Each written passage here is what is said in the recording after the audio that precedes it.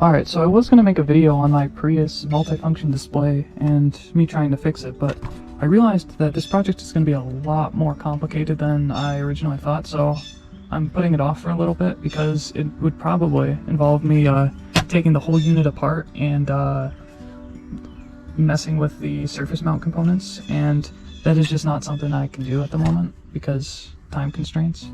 So I was going to do that project today and make a video about it, but it turned out to be way more than I could.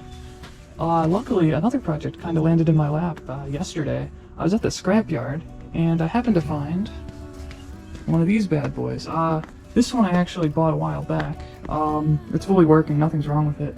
This one, on the other hand, I haven't tried charging it or anything because it was wet, but I waited about a day or two, and now it should be completely dry, so I'm going to disassemble it, clean it, and then do a test to see if it works.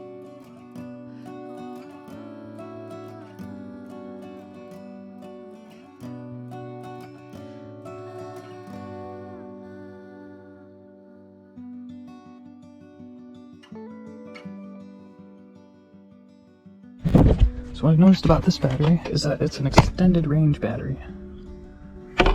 I don't think mine has that, so if it works, it'll be a great battery to have. Looks like there's water damage in here, a little bit.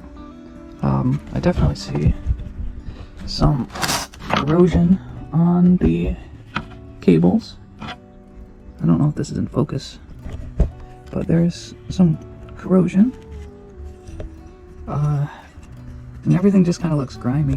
So what I'm going to do is I'm probably going to wait a little bit longer to have this dry out.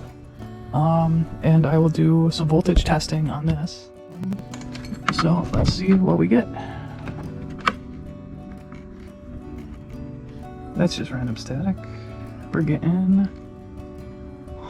that's actually not as bad as I thought. 36. It's 34.48. It just needs a charge. So what I'm going to do next is, once I'm 100% sure that this part is dried out, I'm going to attempt to put the battery from my good one in here.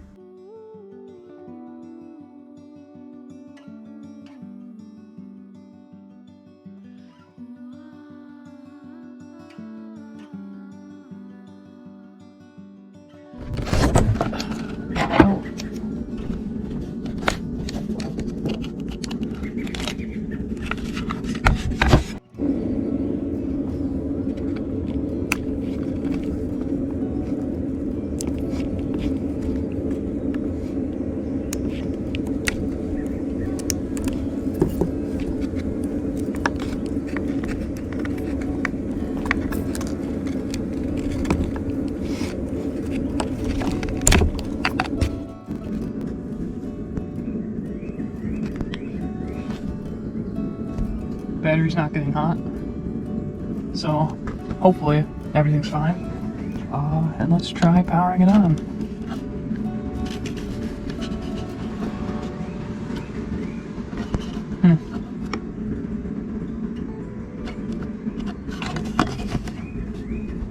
Yeah, it is not powering on. I think there's supposed to be a light on this ring here if you press it down, but nothing.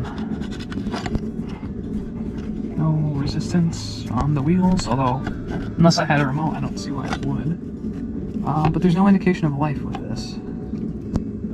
Well, let me test my battery. I thought it was charged. Where did I put my volts in here?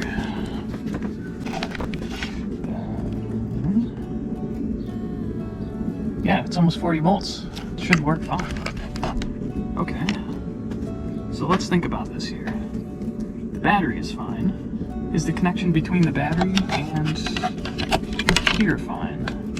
Okay, now let's see what I'm seeing. Okay, you can. So is the connection over there between that and this part of the board fine? Oh, yeah, that'll actually do it. Good thing I checked. Oh. So, it looks like there's a lot of corrosion in this. Again, it might not be the issue, but that seems like a lot. It looks like it's been sitting outdoors. Alright, let's test for continuity between each of the leads here. Don't make a noise. So let me stick it in. Let's do this one first. Okay, black's making good contact. Not making contact on the other one, which is good. Okay, it's making contact there, not on the other one. Okay, so from this point over here to this point here is good. It's making good, solid contact. Hell, for the hell of it, why don't we plug in the battery? Okay, the battery's plugged in. So now, between these 2 points, we should see voltage. 40 volts, what we were getting before. Okay, so we've narrowed it down to something beyond this point on the circuit. Yeah, as I feared, it's basically just a black box. You can't look at the components, the circuitry, or anything in here. All you got is connection points.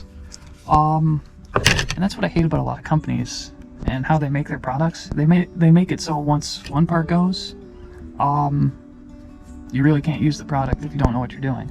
Luckily, I do, and I know that control boards like this, as long as you look at the input voltage and the type of motor it uses, you can easily find a replacement. Unfortunately, it seems like even if I wanted to test this, I don't think I'd be able to, because I'm looking at it, right? I would put power in here, and then what points do I test? There's really nothing I can do. I can't take the capacitors, I can't take any of their leads out to test them. These probably don't even turn on until they get a signal from the remote, but obviously I don't have a remote and I can't pair a remote to it because this board is probably fried.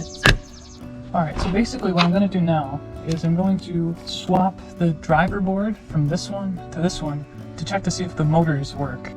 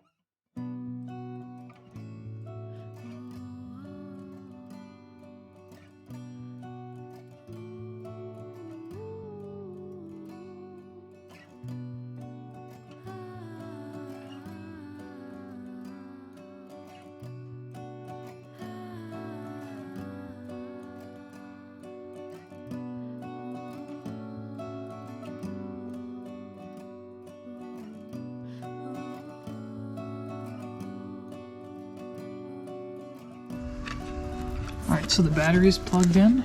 Let's turn... Okay, so it's fully charged, and as you can see there's an indicator light on there. The other one wasn't giving me anything. Okay. So now that we got that, I got my remote here. Make sure you can see everything, sorry. Yep, indicator. So let me power on my remote.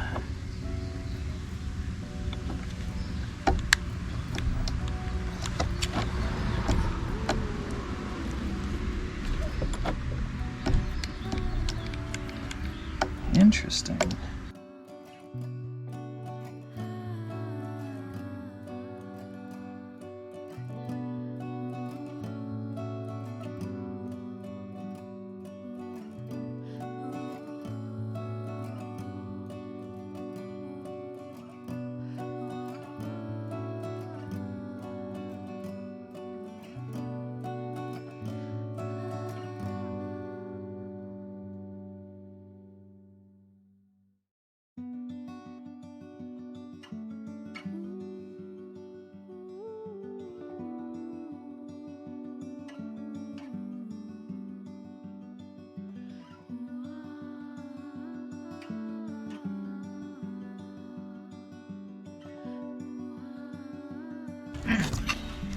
Okay, battery is in.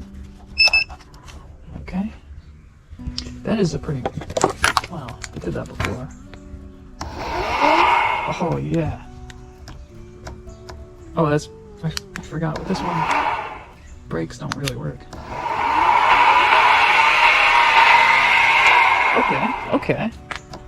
So, what I've learned from this is the control board's bad, but I got two nice sets of nice sets of wheels right here. So I'm probably gonna, actually I'm definitely gonna buy a control board to get this up and running as a really good skateboard. And a side note, the battery seems to be charging fine. Once it's completely charged, I'm gonna test to see if the milliamp hours are accurate for it. Came right out of that thing. Because it's charging oddly fast for the capacity it says it is. So I think maybe the battery might be faulty. In which case, I can always revitalize the cells or make my own cell pack for this.